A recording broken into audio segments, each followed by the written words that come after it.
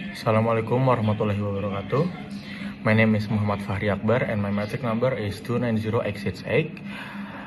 In this presentation, I will deliver the executive summary and provide an overview of the United States foreign policy examined in this case study, which focus on the issue of foreign corruption involving American actors.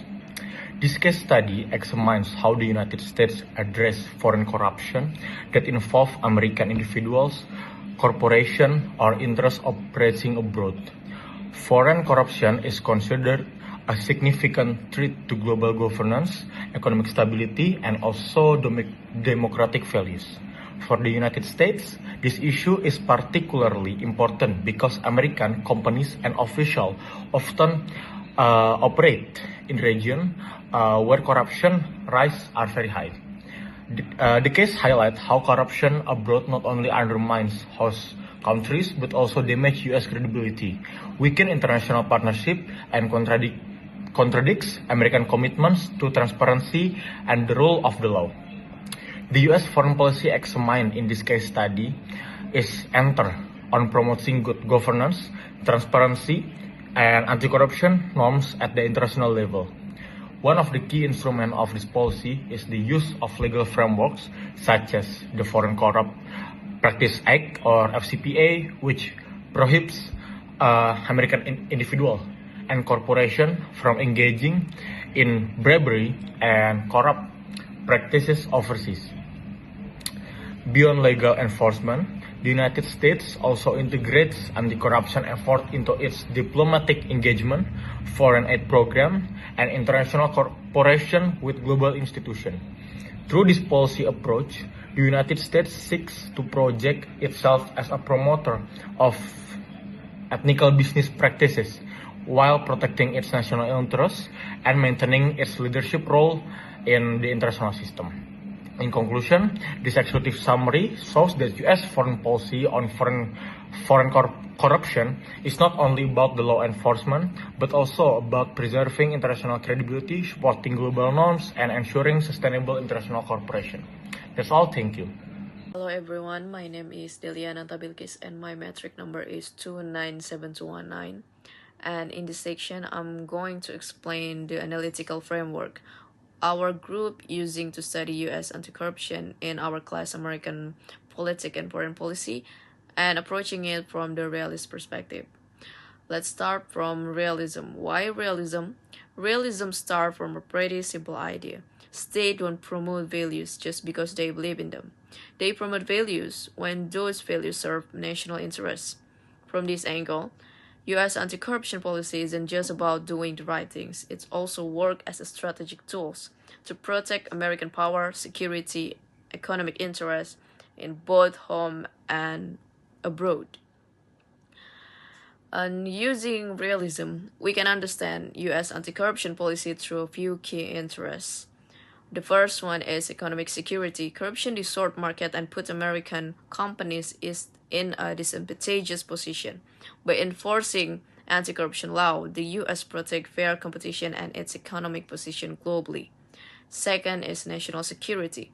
Corruption creates opening for money laundering, illicit finance, and foreign influence. Fighting corruption helps close those vulnerabilities and reduce security risks. The third one and the last one is power and credibility.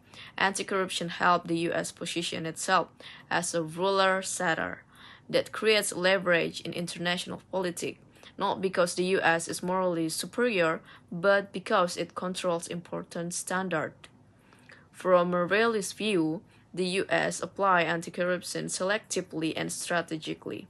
Laws like Foreign Corrupt Protect Act or FCPA allow the U.S. to regulate not just American firms, but also foreign companies that do business in or with the U.S.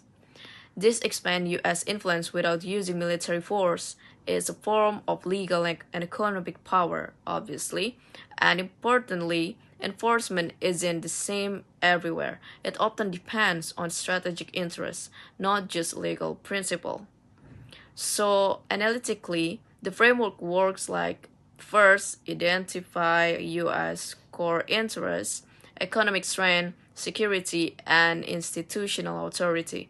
Second, apply realist assumptions like power maximization and strategic behavior. And the third one is analyze anti-corruption as a tool that enhance U.S. influence. For the conclusion of my part, overall, realism helps us see that U.S. anti-corruption policy isn't value neutral. It plays a strategic role in protecting national interests, reinforcing state power, and shaping global norms, while it's a pairing principle. Thank you. Hello everyone, my name is Andatul Habibullah, metric number 297012, and in this assignment, my part is the analysis of examine American foreign policy. So, based on the analytical framework, there are three main interests of the US. First is economic protection, and then national security, and the last one is power and control. To advance its core interests, the United States has introduced several anti-corruption policies. Most notably are Foreign Corrupt Practice Act or FCPA and President Biden's 2021 National Security Study Memorandum, which leading to the government-wide anti-corruption strategy that frames corruption as a national security risk with impacts beyond the national context. Through the lens of realism, these policies reflects the pursuit of national interest and power by a sovereign state operating in an anarchic international environment. The FCPA serves as a tool of economic protection, protecting the competitiveness of U.S. companies and preserving national economic strength, which are core concepts of power in realist thinking. At the same time, Biden's 2021 strategy treats corruption as national security threat, as corruption abroad can destabilize and empower hostile actors who could undermine U.S. interests. Overall, realism explains these policies as national state actions aimed at protecting U.S. power, security, and economic interests rather than merely ethical commitment. The next part in this presentation, I will be explaining about what are the implications of the FCPA to American itself. So firstly, the FCPA requires companies to practice higher standards of transparency and accountability. This means that U.S. companies, must have accurate books and records, audits, and etc.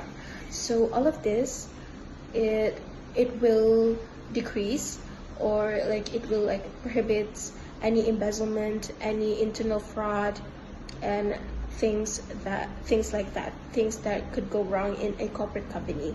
So for the next point is, what does FCPA means for US in the global stage? So basically, in the global stage, because of the FCPA, some countries, they are also encouraged to enforce foreign policy that abides by the FCPA, not actually abides by the FCPA, but somehow the FCPA influence the Anti-Corruption Act of that certain country. So for example, the UK Bribery Act, it instills a few elements from the FCPA itself. Thank you. Assalamualaikum and hi. So for my part, I will explain the policy implication of US anti-corruption policy to the other actors in international relations and also give the policy recommendation to the President Trump. Firstly, US anti-corruption policy send a strong message to the world. By stronger enforcing law like the Foreign Corrupt Practice Act, the United States showed that corruption is not acceptable, even outside its border. This encouraged other countries to improve their own anti-corruption law and also the governance system. Secondly, the policy affect international business and trade. Foreign companies that work with American firms must follow the highest standard of transparency and accountability. While this may increase the cost in the short term, but it also helps to create the fair competition and the cleaner global business environment. The third one, US anti-corruption effort influence international organizations such as the World Bank and also the IMF. When the US link foreign and cooperation to good governance, this institution also place more focus on anti-corruption reform. Overall, these policy implications support American interests in international arena. They protect US companies for unfair practice, strengthen America's global reputation, and also help the United States to maintain its leadership to promoting a rule-based in international order. Based on this case study, I would like to present three policy recommendations. So the first one, President Trump should continue strong enforcement of anti-corruption law, especially the FCPA. This is important because it protects American business and shows that the United States is serious about the ethnic conduct. However, enforcement should be coordinated with diplomacy to avoid unnecessary tension with allies. The second one, the, the United States should use anti-corruption policy more strategically in diplomacy and foreign aid. This means supporting institution reform, not just punish wrongdoing. The third one, the United States should work more closely with international partners and institutions. Multilateral cooperation make anti-corruption efforts more effective and reduce accusation that the United States is acting alone. The weakness of this approach is that multilateral action can be slow. In conclusion, US anti-corruption foreign policy has strong impact on global governance and international relations. With careful enforcement strategy, diplomacy, and multilateral cooperation, President Trump can protect American interests while maintaining US leadership in the international system.